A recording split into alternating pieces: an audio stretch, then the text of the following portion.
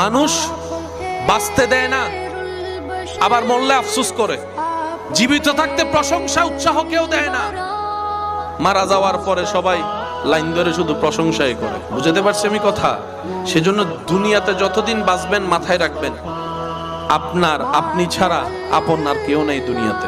যদি আপন খুঁজতে চান, আপনি পাবেন একমাত্র নবী রাহমাতুল লিল আলামিন আর আপনার রব্বুল আলামিন। দুনিয়া আখেরাতে কাছের আপন প্রিয় বললেই এছাড়া আর কেউ নেই দুনিয়াতে। সব স্বার্থের খেলা, সময়ের চাহিদা, প্রয়োজন মাত্র। প্রিয়জন আর প্রয়োজনের মধ্যে আসমান জমিন পার্থক্য। প্রিয়জন আর প্রিয়জনের সংখ্যা তো অনেক কম। সে প্রিয়জন হয় যখন আজরাইল সামনে চলে আসবে, প্রিয়জন আর প্রিয়জন থাকবে না।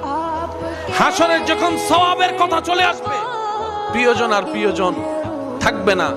কারণ মানুষ